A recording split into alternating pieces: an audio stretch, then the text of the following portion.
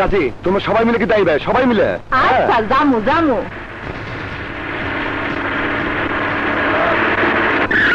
বাবারে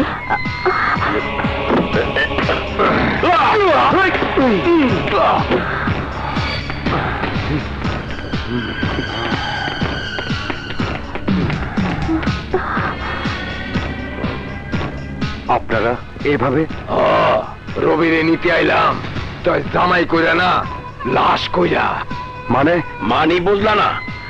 লালুর বোনের লাগে তোমার ভাইয়ের বিয়া, আজ তোমাকে দুই ভাইয়ের লাশ বানাইয়া কাগজে লইয়া যাবো। কার রবি কোথায়?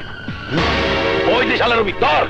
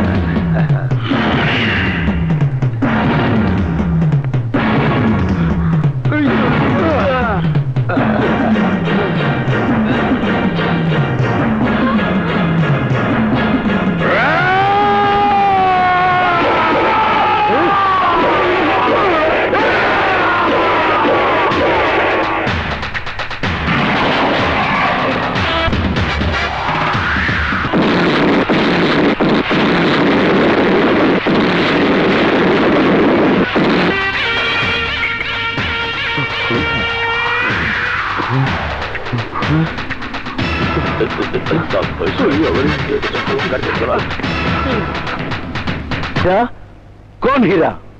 ডন হীরা। বলো কি? ডন হীরা? এতদিন পর?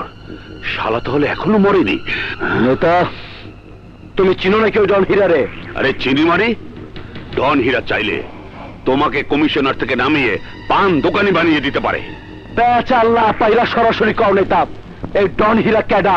রাখো রাখো, ডন হীরা একটা আতঙ্কের নাম, ডন হীরা একটা আইনের নাম, ডন হীরা একজন গডফাদারের নাম। এইরকম বহুত হীরারে ক্ষীরা বানায়, লবণ মাখায়, সালাদ বানায় খায় ফেলাইছি। আমি এখন কোনো কথা শুনতে চাই না, আমি চাই কাজল রে। প্রয়োজন হলে ওই ডন হীরারে। না, মাথা গরম করে কোনো লাভ নেই। প্রয়োজনে বুদ্ধি একটা বের করতে হবে, তারপর বুদ্ধি দিয়ে সময় মতো মরণ ছবল মারতে হবে ওই ডন হীরা। আমি সেই হীরা, পুরো ঢাকার আন্ডারওয়াল যার নিয়ন্ত্রণে ছিল, সেই গডফাদার শীর্ষ সন্ত্রাসী হীরা। এতদিন আত্মগোপন করেছিলাম শুধু তোর জন্যে, আজ তোর জন্যই খোলস পাল্টে ফিরে আসতে বাধ্য হয়েছি। কিন্তু ভাইয়া, যাকে এতদিন ন্যায়ের দেবতা বলে অন্ধের মতো শ্রদ্ধা করেছি, যাকে বড় ভাই নয় বাবার মতো সম্মান করে বাবার আসনে বসিয়েছি, সে তুমি একজন সন্ত্রাসী, একজন গডফাদার। ভাবতেই আবার ঘৃণা হচ্ছে। চাইলে তোরা আমাকে ঘৃণা করতে পারিস, কিন্তু তোরা তো দুনিয়ার বাস্তবতা দেখিসনি। নিম্নমতা আমাকে সন্ত্রাসী হতে বাধ্য করেছিল। বলো ভাইয়া, বলো, কি এমন কারণ ছিল যে তুমি অস্ত্র হাতে নিতে বাধ্য হয়েছিলে? শুনতে চাস? তাহলে শোন। সেই ছোটবেলায় গ্রাম থেকে ঢাকা শহরে এসে পা দিয়েছিলাম আমি। সঙ্গে ছিল মা, আর কোলে দুধের শিশু আজকে রবি তুই। আশ্রয়ের সন্ধানে যখন ঘুরছি, তখন দুনিয়া আধার করে এলো বৃষ্টি। তারপর এইখানে বসো মা।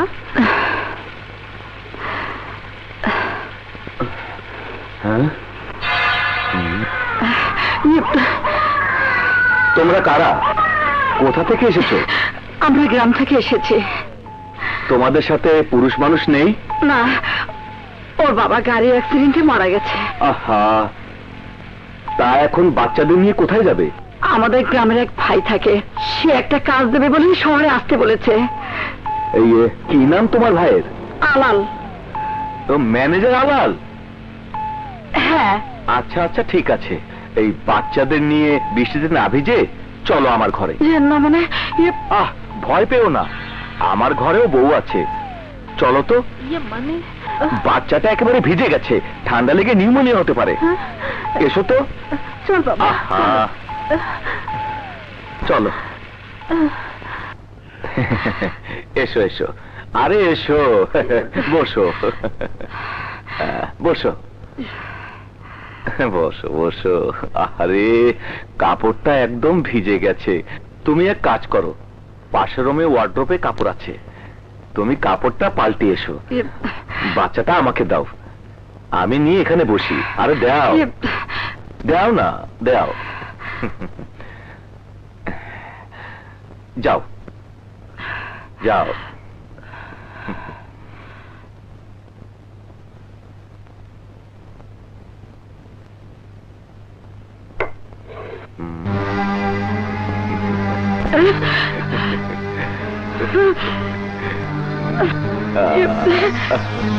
কি হলো, ভয় পাচ্ছ কেন?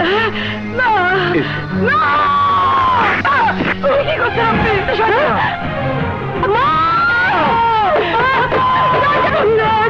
চিৎকার করছো কেন?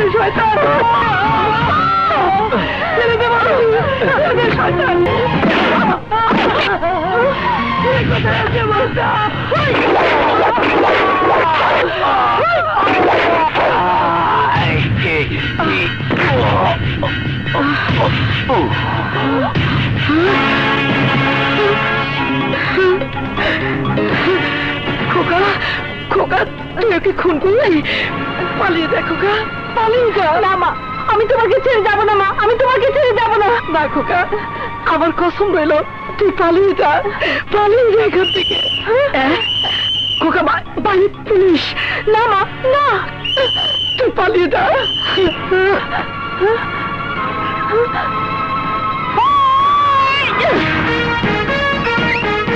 হীরা ভাই, হীরা ভাই জিন্দাবাদ, জিন্দাবাদ। হীরা ভাই, হীরা ভাই জিন্দাবাদ, জিন্দাবাদ। থামুন থামুন, আজকের এই সিন্ডিকেট মিটিং এ উপস্থিত সকল সদস্যকে জানাচ্ছি আমার অভিনন্দন। আপনারা যখন আমাকে আন্ডারওয়ার্ল্ডের গডফাদারের চেয়ারে বসিয়েছেন, তখন আমি কোনো অন্যায়, কোনো অপরাধ বরদাস্ত করব না। আর কেউ যদি আমার কথার অমান্য করে, আমি তাকে বহিষ্কার করব, শুধু দল থেকে নয়, এই দুনিয়া থেকে। বলুন, আমার এই সিদ্ধান্তে আপনাদের কোনো আপত্তি আছে? Good, very good. আপনাদের সিদ্ধান্তে আমি খুব খুশি হয়েছি, আপনারা এখন আসতে পারেন। Hello, what? আমার এলাকায় হিরোইন স্মাগলিং? ওকে ওকে,